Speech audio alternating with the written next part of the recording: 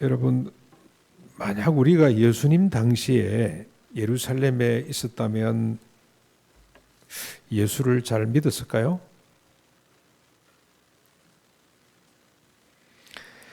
당시 대다수 사람들이 예수를 믿지 않은 것처럼 우리도 장담할 수 없을 겁니다. 당시 사람들은 예수님이 여러 가지 표적을 통해서 하나님의 나라를 보여주셨습니다만 믿지를 못했어요. 자신이 하늘로부터 온 하나님의 아들이라고 여러 차례 말씀하고 가르쳤지만 이 백성들은 잘 못 알아들었습니다. 그래서 눈이 있어도 보지 못했고 귀가 있어도 듣지를 못했습니다. 왜 이런 일이 벌어졌는지, 왜 인간들이 이랬는지 예수님이 또 친절하게 설명을 하셨어요. 그 이유를 밝혔습니다.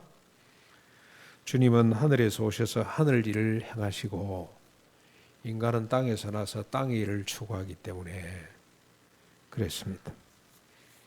주님은 하나님의 아버지의 뜻을 쫓았고 인간은 자기 아비의 뜻을 쫓았기 때문에, 자기 아비가 누구였습니까?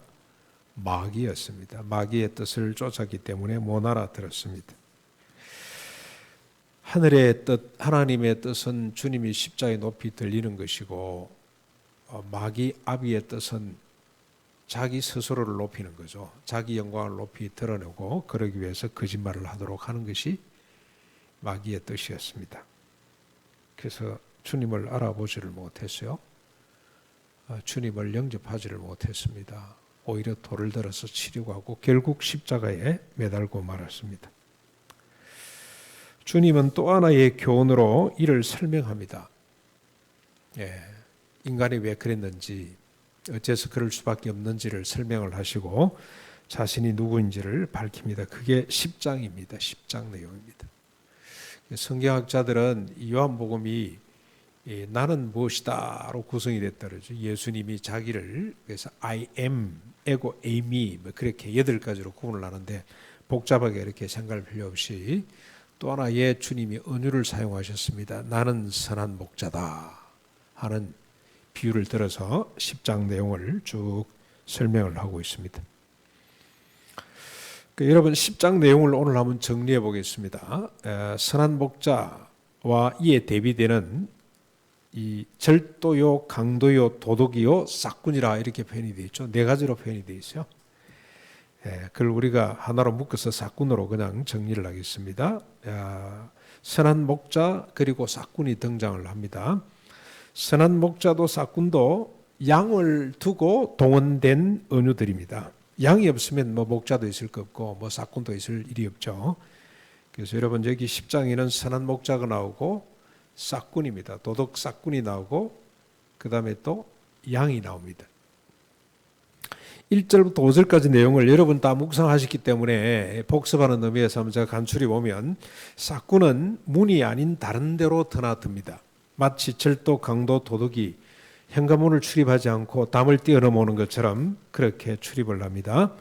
양들이 그의 음성을 듣지 않고 따르지 않습니다. 대신에 선한 목자는 문으로 들어갑니다. 양들이 음성을 듣고 따라갑니다. 목자가 앞서가면 양들은 뒤쫓아갑니다. 이런 이야기를 하셨어요. 사람들의 반응이 도무지 못 알아듣습니다. 무슨 이야기를 하려고 하는 거야? 왜 저런 말씀을 갑자기 하시지? 그런 분위기입니다, 지금. 그랬더니 주님이 다시 말씀을 합니다. 7절부터 10절까지 내용인데 싹군은 목자보다 앞선다는 이야기를 합니다. 무슨 말입니까? 싹군은 늘 긍정적이고 적극적이고 열정적이라 그 말입니다.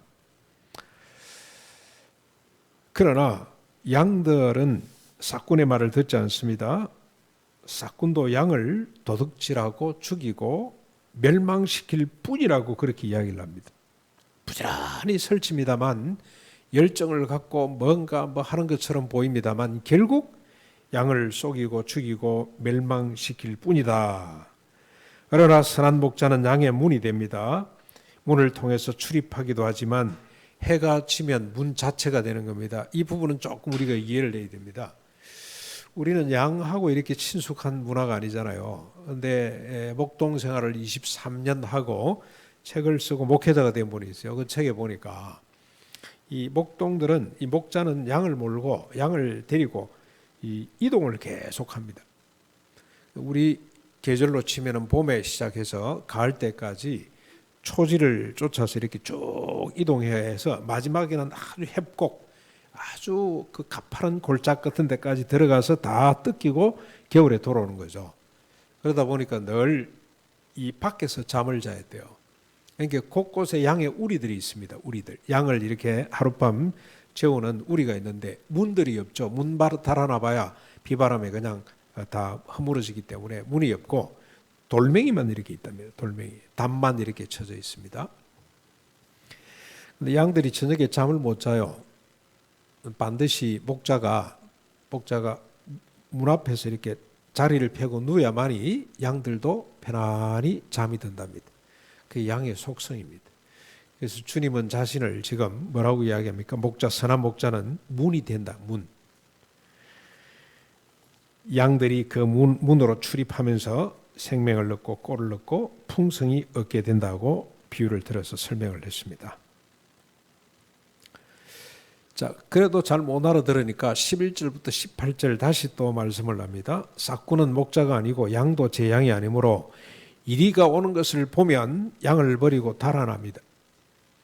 이리가 양을 물어가고 해칠 수밖에 없습니다. 그러나 선한 목자는 양을 위해서 목숨을 버립니다.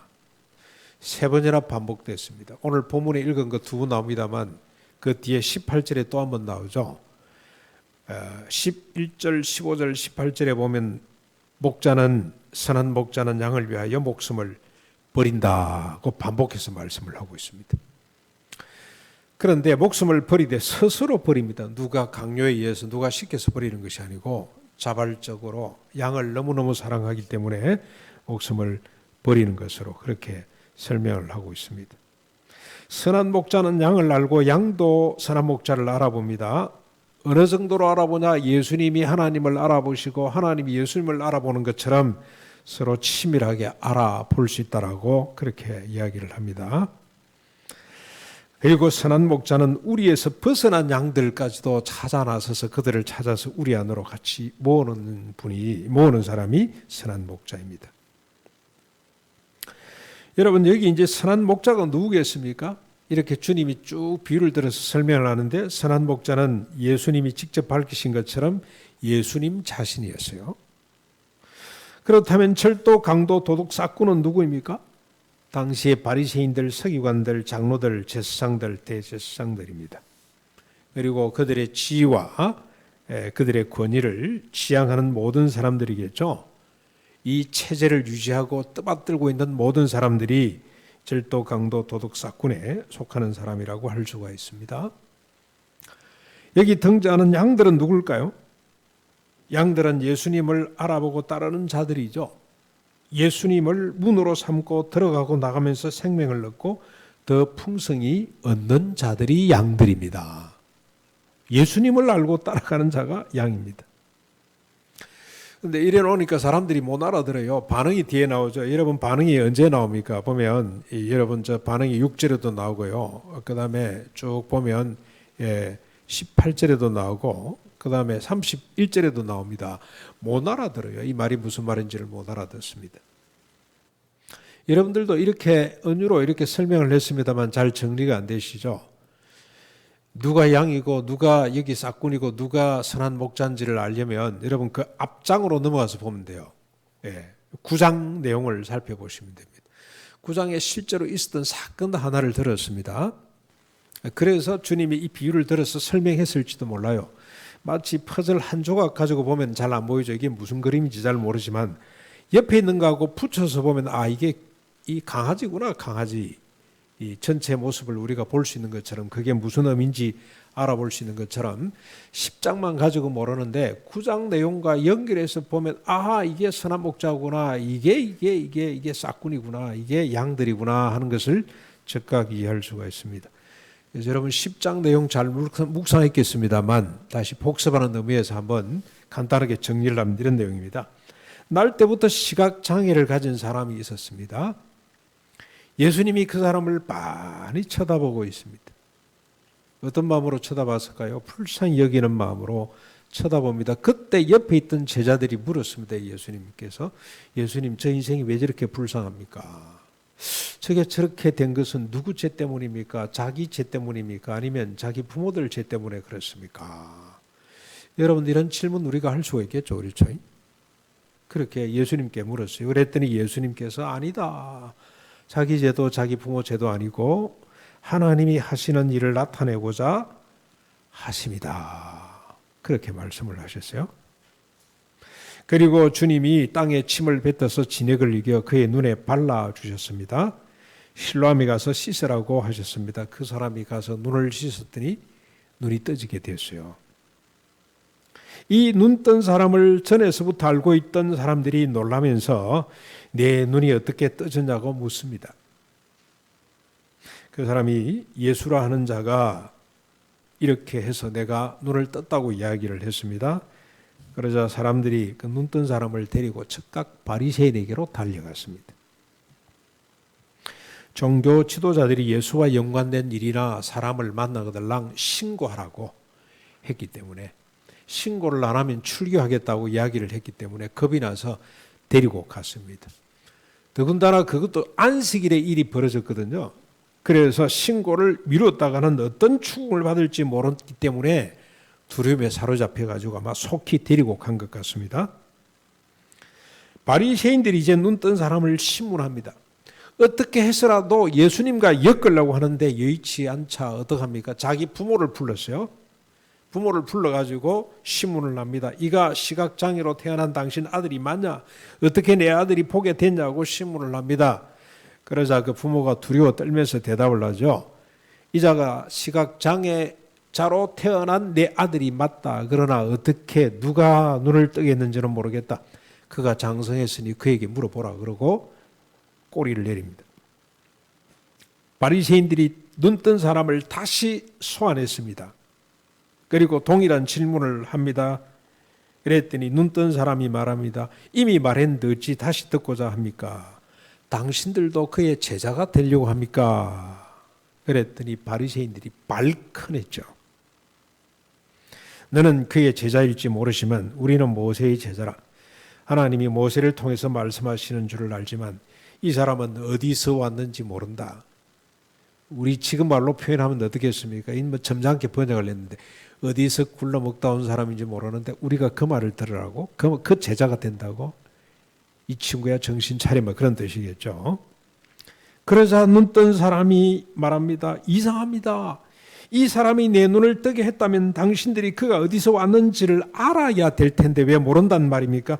하나님이 죄인의 말을 듣지 않고 그 뜻대로 행하는 경건한 자의 말을 들으시는 줄 압니다. 창세 이후로 이런 일을 행한 사람이 아무도 없습니다.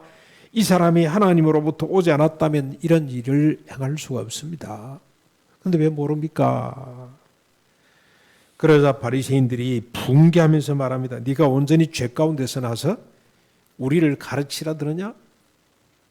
그리고 어쩝니까? 이 사람을 출교 쫓아내 버렸습니다. 이 소식을 들은 예수님이 그 사람을 찾아왔습니다. 그리고 그에게 물어주셨어요. 네가 인자를 믿느냐? 그 사람이 대답을 하죠. 주여, 그가 누군지 내가 믿고자 합니다. 자기 눈 가서 씻으라 그러고 이제 가버리셨기 때문에 보지를 못했단 말이죠. 그 사람이 누군지 내가 만나면 믿고자 합니다. 그랬더니 예수님께서 네가 보고 있는 자, 지금 너와 말하고 있는 내가 인자다. 내가 그다라고 말씀을 해줍니다. 그랬더니 그 사람이 그 자리에서 꼬꾸라서 엎드려 경배하고 주님, 내가 믿습니다. 라고 고백을 합니다. 여러분, 이 9장에서 싹군 도덕이 보입니까? 눈 뜬 사람을 위협하고 내쫓은 바리새인들이죠. 이들과 상생하고 있는 서기관들, 장로들, 제사장들이 절도요 강도들입니다. 이들은 시각장애자로 태어난 자를 죄인으로 규정하고 바른 말 하는 것을 용납하지 않았습니다. 눈 뜬 자의 부모와 그를 동정하는 어떤 사람도 인정하지 않았습니다. 이들은 언제나 자기들이 율법을 받은 자요 참된 목자라고 선전을 하고 떠들어댑니다. 그러나 실상은 자기들의 영광을 위해서 무리들을 이용할 뿐입니다. 자기 영광에 방해가 되거나 손해가 되면은 가차없이 내버리는 사람들입니다. 그러다가 자기 신변이나 명예에 위협을 느끼면 어떡합니까? 버리고 도망을 나가는 자들입니다. 이해가 잘 안 되시면 강도 만난 사람을 피해 도망갔던 네 사람하고 제사장들을 생각하면 돼요. 예수님이 비유를 든 겁니다만은 강도 만난 사람을 보고 피해가 도망가잖아요. 왜 그럽니까? 잘못했다 하는 자기도 죽을 줄 모른다는 두려움 때문에 버리고 도망을 갔습니다. 이들은 주님이 시작하신 하나님의 나라가 무엇인지를 모르는 사람들입니다. 눈을 떴으나 실상은 보지 못하는 자들입니다. 이런 자들을 주님이 어떻게 평가하셨습니까? 여러분 이 9장 41절에 보시면 너희가 보지 못하는 자였다면 차라리 죄가 없었겠지만 본다고 하니 너희 죄가 그대로 있구나 하고 주님이 평가를 하셨습니다. 눈을 떴습니다만 보지 못하는 사람들입니다. 여러분 9장에서 선한 목자의 모습이 보입니까? 시각장애를 가지고 태어난 자를 불쌍히 여기는 사람이죠. 죄인으로 단정하지 않고 진흙을 이겨 발라 눈을 뜨게 해주십니다. 그가 출교당했다는 소식을 듣고 다시 찾아가서 만나주십니다. 그리고 자신이 구세주임을 알려주십니다. 선한 목자가 되신 주님은 보는 자를 보지 못하게 하시고 보지 못하는 자들로 하여금 보게 하시는 분이 선한 목자입니다. 9장의 양의 모습도 보입니까? 양의 모습이 보이나요? 시각장애로 태어난 자입니다. 보고 싶지만 볼 수 없는 자입니다. 자기 영광을 취할 수도 없고 기대할 수도 없는 사람들입니다. 어디로 가야 할지 어디에 서야 할지를 모릅니다. 그러기에 주님을 필요로 했고 주님도 이런 사람을 필요로 하셨습니다. 이 사람들의 특징이 뭡니까? 잘 알아듣습니다. 나는 세상의 빛이다. 내 안에 있으면 어둠에 다니지 않는다 하는 말이 뭔지를 금방 알아듣는 사람들입니다. 이런 사람들은 내가 생수다 하는 말을 금방 알아듣습니다. 이런 사람들은 이사야서에 나오는 갇힌 자에게 자유를 주시는 메시아를 금방 무슨 뜻인지 알아듣는 사람들이 양들 같은 사람들입니다. 이들은 보지 못하지만 실상은 보는 사람들입니다. 주님이 누구신지를 압니다. 주님이 말씀하시고 행하시는 모든 일이 하나님의 나라와 구원임을 알아차리는 사람들이 양 같은 사람들입니다. 여러분 이제 우리 처음 질문을 한번 돌아가 보실까요? 우리가 주님 당시에 유대 땅에 있었다면 주님 말씀과 행적에 어떤 반응을 보였을까? 답은 분명합니다. 어느 부류에 속했느냐에 따라서 결정이 될 것입니다. 싹군 바리새인 제사장 서기관 장로들 같으면 주님을 향해 돌을 들었을 겁니다. 오늘 여러분 착각하지 마십시오. 이 목사, 장로, 집사, 권사들 같으면 돌을 듭니다. 대신에 무슨 죄가 많아 저렇게 됐지? 저 사람들 무슨 재미로 살지? 왜 살까? 이런 사람들이 주님을 인정하고 주님 앞에 무릎을 꿇었을 겁니다. 여러분 한번 증명을 해볼까요? 주님이 나는 생수다 그랬죠. 누구든지 목마르거든 내게로 와서 마시라. 나를 마시는 자는 그 배에서 생수가 흘러넘치게 될 것이다. 나는 생명의 물이다 라고 할 때 알아들을 수 있습니까? 근데 수가성 우물가 여인은 알아들었어요. 5명의 남편을 갈아치우고 6번째 남편하고 살면서도 언제 갈아치울지 모르는, 그래서 내가 왜 이렇게 살지? 차라리 죽는 것이 낫겠다고 생각했던 죄인은 그 말이 무슨 말인지를 알아들었다니까요. 나는 생명의 빛이다 하는 말을 여러분 감이 옵니까? 알아듣겠습니까? 그런데 현장에서 가늠하다 잡혀온 여인은 그 말이 무슨 말인지를 알았어요. 이게 진리고 생명이라는 사실을 알았습니다. 즉각 예수님을 믿고 따라 나섰죠. 날 때부터 소경된 자는 이 말이 무슨 말인지를 알아들었습니다.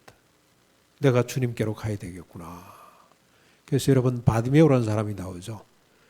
시각장애를 가진 사람이 있는데 그 중에 한 사람이 바디메오죠. 그 사람이 여리고에 앉아 있다가 주님이 지나간다는 소식을 듣고 어쩝니까? 나는 생명의 빛이라고 그렇게 외쳤지만 아무도 그 말의 의미를 몰랐는데 이분은 압니다. 다윗의 자손 예수여 나를 불쌍히 여기소서. 네가 뭐하여 주기를 원하느냐? 예, 내 눈뜨기를 원합니다. 당신은 생명의 빛이 아니십니까?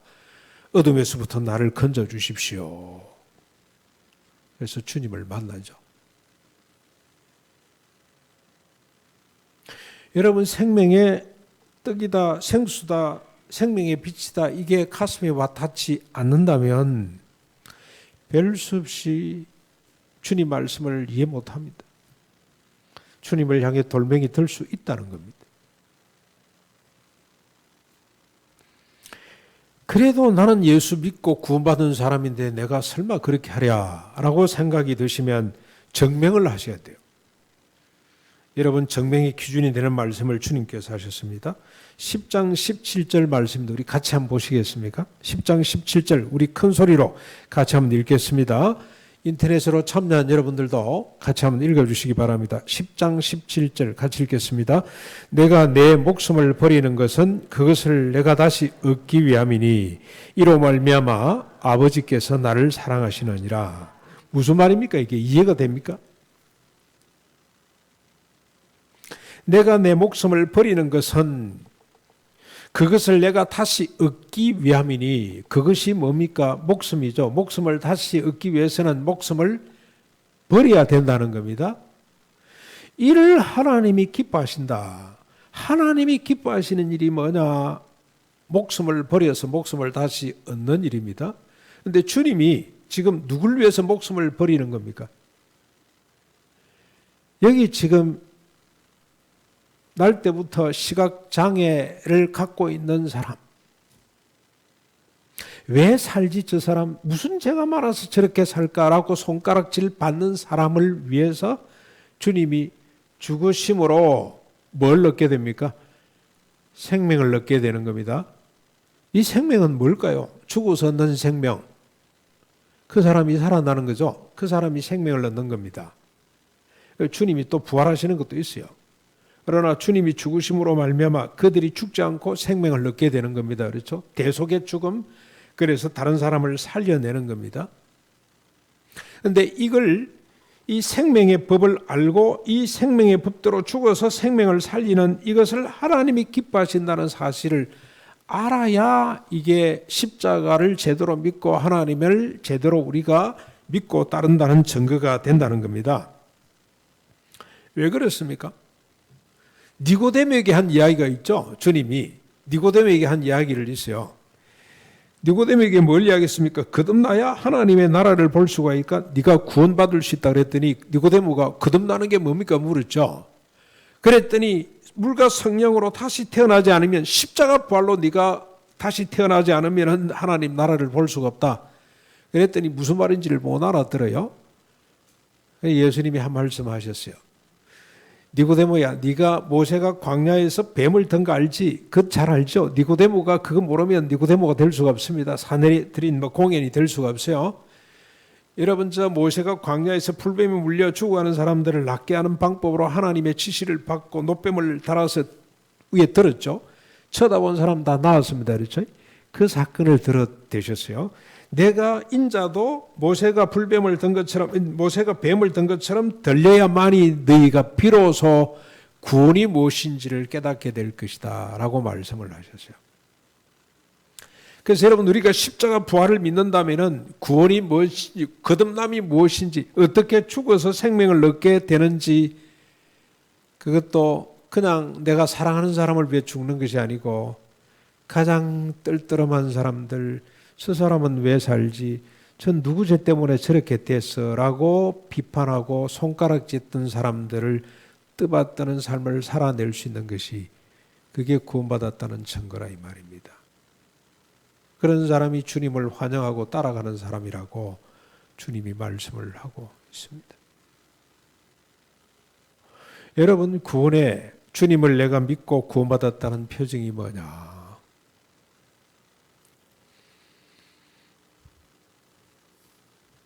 내가 죽어서 생명을 얻는 것으로 증명이 되어야 됩니다. 그 이전에 내가 정말로 주님 당시에 예루살렘에 있었다면 주님을 향해 무릎을 꿇고 주님을 환영했을까? 수가성 여인처럼 돼야만이,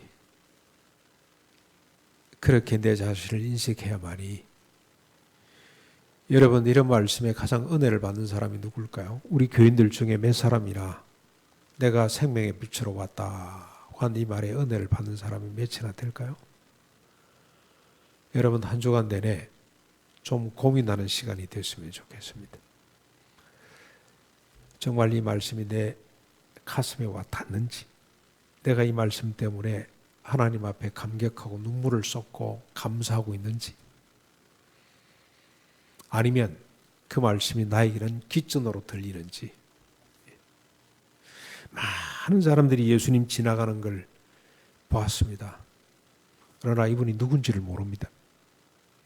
그런데 바디메오는 압니다. 이분이 바로 이사야 선지자가 말했던 바로 그분이구나.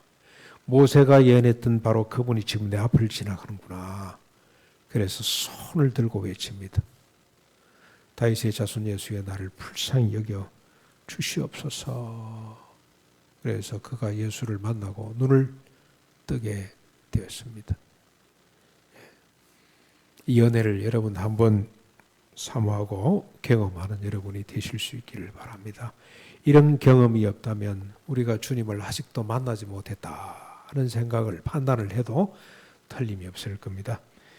이런 경험을 통해 주님을 새롭게 맞이할 수 있고 새롭게 고백할 수 있는 우리 모두가 될 수 있기를 주님의 이름으로 축원합니다.